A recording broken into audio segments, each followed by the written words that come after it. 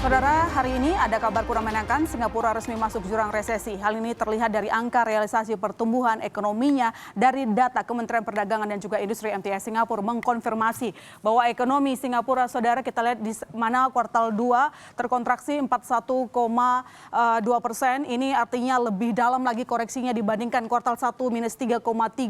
Nah, kalau yang namanya resesi merupakan indikasinya 2 kuartal berturut-turut ekonominya memang negatif gitu pertumbuhannya. Nah, sementara secara tahunan ekonomi Singapura jatuh hingga minus ke 12,6%. Nah, hal ini disebut-sebut juga mirip dengan kejatuhan krisis keuangan Asia pada tahun 1997 sampai 98, saudara. Dan khusus kontraksi pertumbuhan ekonomi di kuartal 2 ini, maka ini merupakan angka kuartalan terparah sejak Singapura merdeka.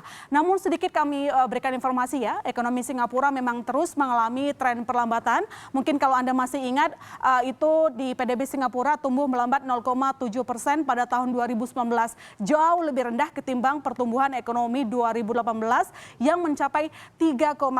Artinya memang sudah perlambatan dari dulu dan kini pandemi COVID semakin menghantam ekonomi Singapura. Lantas, apa hubungannya dengan Indonesia jika ekonomi negara tetangga terpukul? Mari kita lihat datanya, saudara.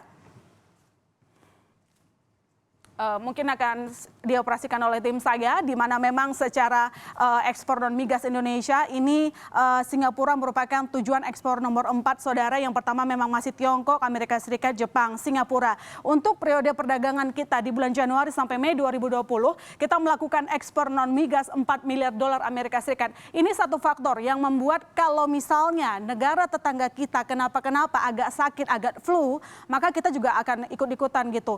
Tidak hanya soal sisi perdagangan, kita juga memiliki yang cukup erat dengan Singapura di bagian penanaman modal.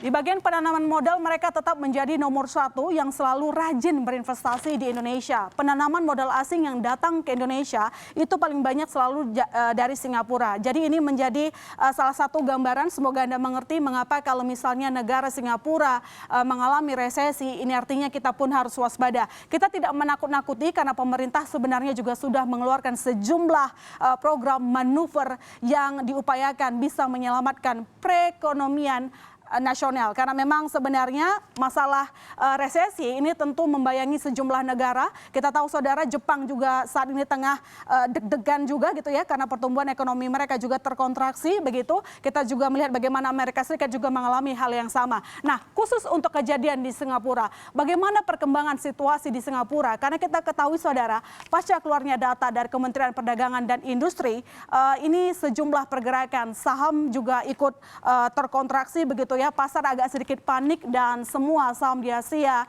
ini sepakat memerah begitu. Dan untuk mengetahui lebih lanjut, kita langsung terhubung dengan koresponden Kompas TV, Oki Madasari langsung dari Singapura. Oke, setelah Singapura masuk jurang resesi, bursa Asia sempat kompak memerah begitu. Mungkin Anda bisa elaborasi bagaimana kabarnya sekarang? Apakah investor masih kaget? Karena kalau kita ketahui kan yang namanya resesi ini sudah diperhitungkan oleh sejumlah lembaga. Bagaimana keadaan ekonomi di Singapura saat ini? Iya, Ilona, tentu kekagetan masih ada di investor ataupun pemerintah Singapura sendiri. Sebab seperti yang tadi sudah disampaikan juga, bahwa ini adalah resesi pertama sejak 1998 dan ini adalah krisis terbesar sejak Singapura merdeka tahun 1965. Jadi kekagetan masih meliputi investor, pemerintah maupun masyarakat Singapura sendiri.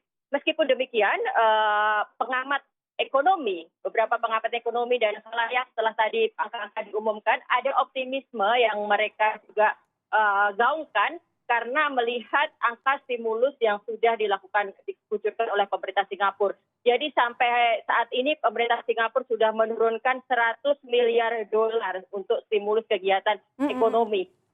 Keoptimisan ini juga ditambah dengan fakta bahwa kegiatan ekonomi sudah nyaris penuh lagi, sudah nyaris normal lagi sejak circuit breaker dibuka 1 bulan lalu.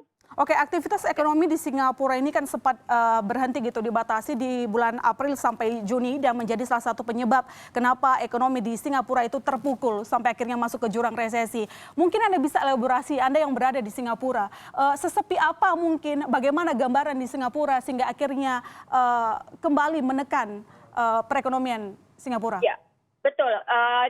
apa yang terjadi selama 3 bulan, selama kuartal kedua April sampai Juni ini yang menjadi penyebab dari resesi ini. Sebab selama April sampai Juni, semua kegiatan ekonomi nyaris berhenti. Seperti yang kita ketahui bahwa Singapura memprioritaskan pada penyelesaian COVID, mereka menerapkan circuit breaker yang artinya itu setara dengan lockdown, mal tutup, pusat perdagangan tutup, pusat bisnis tutup, kantor-kantor hanya yang esensial yang boleh beroperasi, sisanya hanya work from home. Jadi itu sangat memukul sekali. Tapi sejak kita keluar dari circuit breaker, sejak aktivitas apalagi sudah masuk fase kedua post circuit breaker, berangsur-angsur semua kegiatan ekonomi sudah kembali normal. Oke, Mbak Oki tadi menyatakan bahwa sebenarnya pemerintah dari Singapura sudah mencoba menyelamatkan ekonominya. Tetapi yang mungkin Anda bisa sampaikan setelah ada pengumuman dari Kementerian Perdagangan dan juga Industri di Singapura bahwa ekonomi Singapura ini mengalami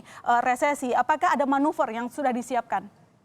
Ya, pemerintah Singapura telah mengeluarkan paket stimulus. Tadi saya bilang 100 miliar dolar sudah berlangsung, lalu tambahan hari ini 100 juta dolar atau setara dengan 20% dari GDP Singapura untuk membantu masyarakat menghadapi dampak dari pandemi ini.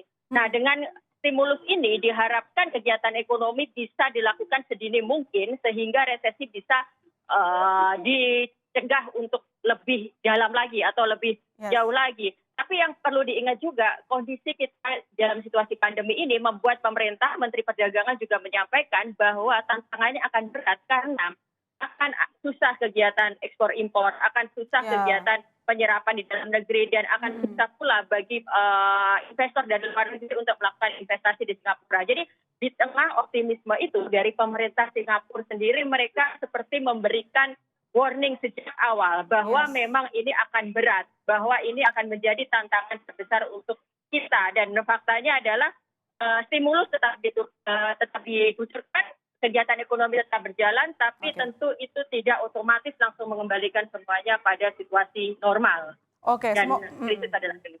Baik, semoga stimulus-stimulus tadi bisa efektif menyelamatkan ekonomi dari Singapura, karena Singapura merupakan nomor 13 besar penyumbang PDB di dunia, begitu ya Mbak Oki. Semoga cepat selesai, Anda sehat selalu di sana.